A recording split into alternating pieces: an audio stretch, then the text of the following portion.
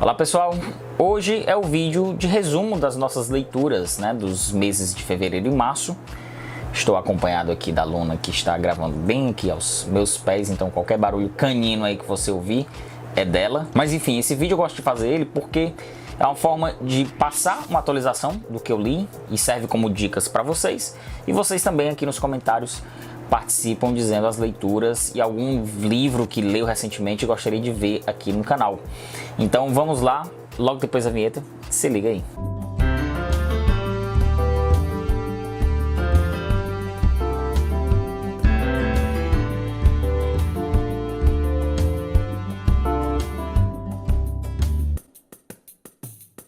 Bom, já vou pedindo para você se inscrever aqui no canal, é importante você estar inscrito e dar o like nesse vídeo porque ajuda muito o nosso crescimento aqui no Seleção Literária.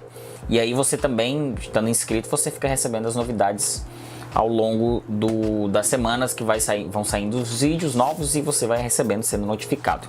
Estou aqui com a pilha de livros, foram leituras interessantes que eu fiz. Meio aleatórias, assim, eu não me planejei muito para elas, mas que acabaram sendo satisfatórias. Eu vou contando sobre eles dos livros de fevereiro até chegar à leitura mais recente, que vai ser o último que eu vou apresentar. Li o Fordlândia, do historiador Greg Grandin.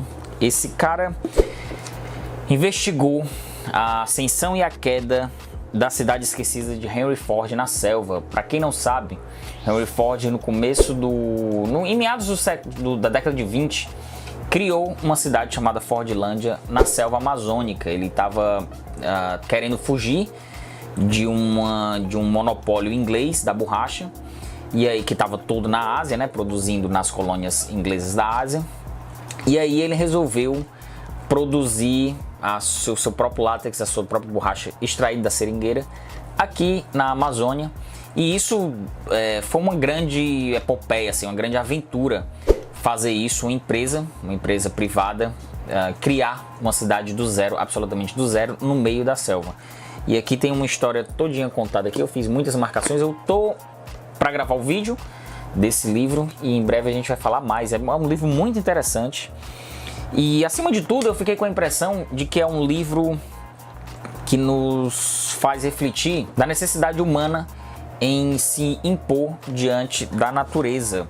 E é interessante a figura do Henry Ford como o homem do capitalismo, o homem da grande indústria automobilística que estava nascendo ali, uma empresa bilionária na época, e ele era visto como um cara muito popular no mundo inteiro porque popularizou a fabricação dos carros e isso chegou a milhões de pessoas.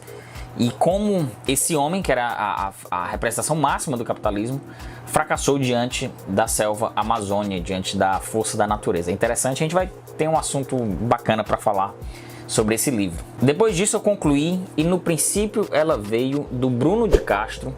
Esse livro a gente fez uma live com o Bruno de Castro, foi um papo ótimo, assim, durou mais de 2 horas aqui no canal. Muitos de vocês acompanharam, eu vou deixar linkado aqui se você quiser acompanhar. Bruno contou toda a trajetória dele até chegar a esse primeiro livro de crônicas. São 17 crônicas de memórias afetivas relacionadas à história da mãe dele. E aí ele contou pra gente durante essas 2 horas, foi muito massa. Teve a participação do editor do livro, o Natan Matos, da editora Moinhos, que entrou na live de surpresa. Eu mandei o link para ele acabou entrando para bater um papo também no meio da live sobre o livro. Contou sobre a indicação que foi finalista do Prêmio Jabuti do ano passado, bem interessante. E foi uma coincidência porque o dia que foi gravada essa live foi exatamente um ano do lançamento do livro. E eu fiquei sabendo assim um dia antes, porque eu fui conferir a informação no livro. E aí quando eu abri, estava aqui a dedicatória dele no dia 6 de março, dias antes de fechar todas as cidades entrarem em isolamento. E coincidiu que a live foi justamente no dia 6 de março, mas um ano depois do lançamento do livro. Foi muito bacana, outros autores virão ao Seleção Literária, então teremos conversas bem tranquilas e uma conversa mesmo, um bate-papo aqui no canal, então acompanhe. Bom, e aí, finalizando fevereiro, Eu fiz a leitura de O Tribunal da Quinta-feira, do Michel Laub. Foi o primeiro romance que eu li do autor. Esse livro já tem vídeo, aqui enquanto você está assistindo esse vídeo, vou deixar linkado aqui para você conferir. É o livro de 2016, o penúltimo livro lançado dele. Conta a história de um publicitário que teve seus e-mails privados, entre uma troca de mensagens com um amigo, vazadas na internet por sua ex-esposa. E aí começa toda a questão envolvendo esse livro, a questão envolvendo cancelamentos, no caso aqui de uma pessoa anônima, né? Não é nenhum famoso, que o Laub trouxe nesse livro. Já deixei os maiores detalhes aqui na resenha. E na sequência, eu li outro livro do mesmo autor, mas aqui já foram os livros concluídos no mês de março, que é o Solução de Dois Estados, o recém-lançado livro dele. Esse é o mais recente livro dele, que conta a história de dois irmãos, o Alexandre e a Raquel, que estão gravando um documentário para uma produtora, uma diretora alemã. E nesse documentário eles vão contando da vida deles desde a infância, ainda no governo Collor, de como o plano Collor arruinou a família, uma família de classe média alta.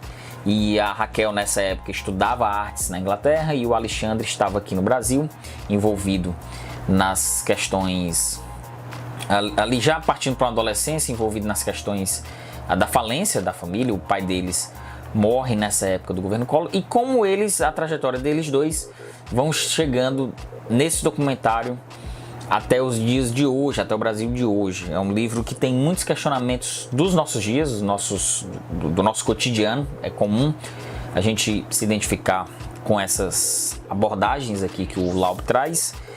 E a gente vai ter vídeo em breve. Acompanhe aqui que já está em vias de sair o vídeo desse livro.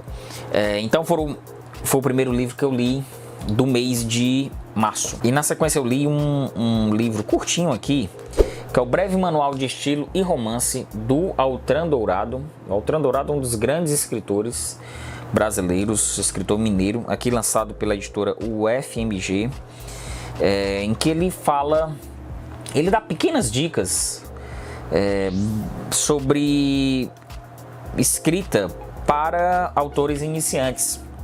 O livro é dividido em 10 capítulos curtíssimos, muito curto mesmo, e em que ele vai contando e até também de forma muito generosa, citando pessoas que fizeram ele, que formaram ele como escritor.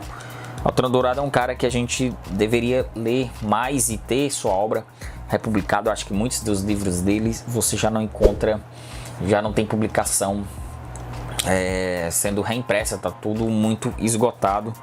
Mas é interessante, é bem legal. Recomendo aí para quem quiser ter alguma noção de escrita. É muito introdutório, claro, é brevíssimo. Isso aqui foi uma encomenda que a universidade fez para ele, para essa coleção aqui. Uma coleçãozinha. É uma coleção, deixa eu ver o nome da coleção. Coleção Babel. Coleção Babel.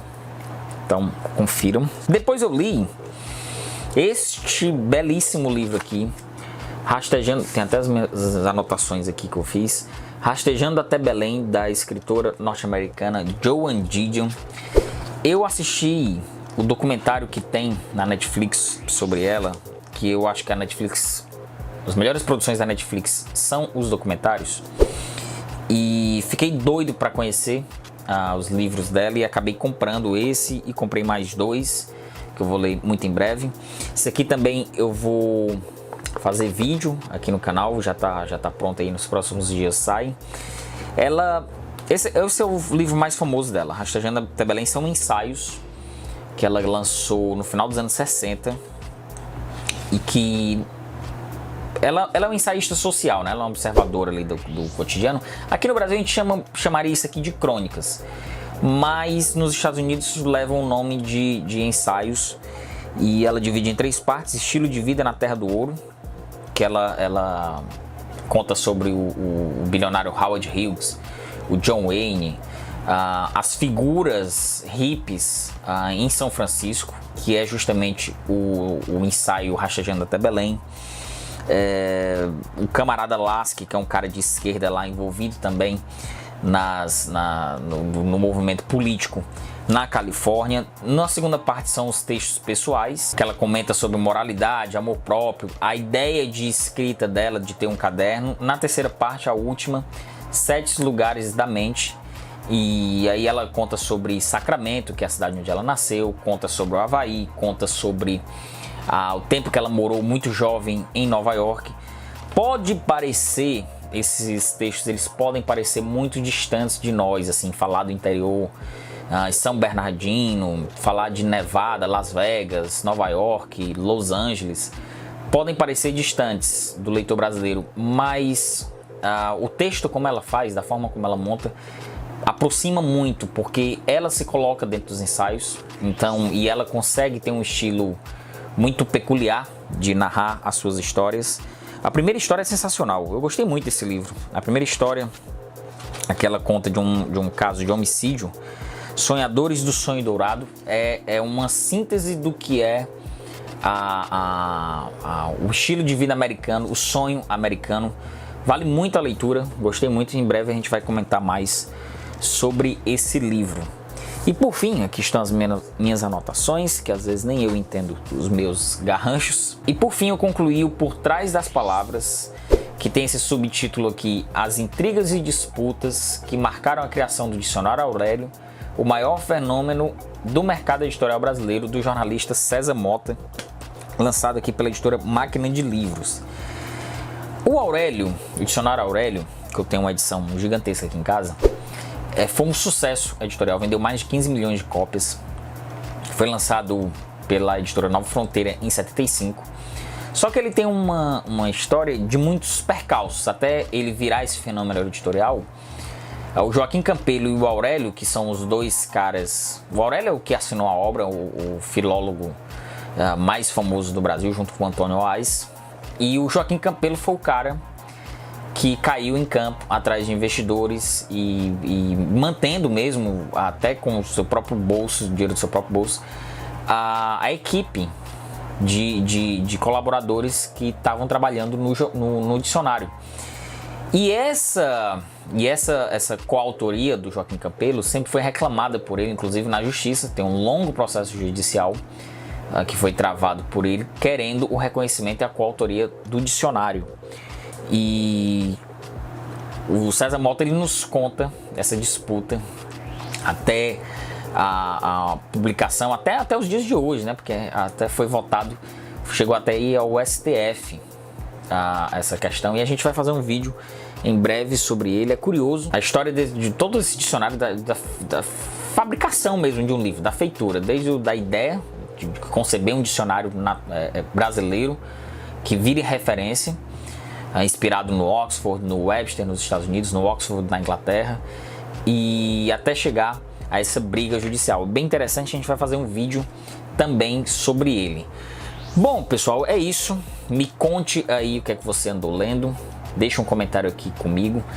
Participe do nosso Clube Mais Seleção. Eu sempre faço isso, falo isso. Você deve estar vendo aí por aí os benefícios de você assinar o Mais Seleção por R$ 7,99.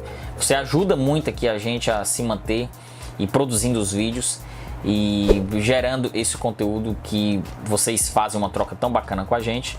Se você não puder se inscrever no Clube Mais Seleção, não tem problema nenhum, mas deixa o like nesse vídeo, é de graça, você não vai pagar nada por isso. Se inscreve, compartilha o Seleção Literária, quanto mais você compartilhar, melhor aqui pra gente também. Então é isso, pessoal, valeu!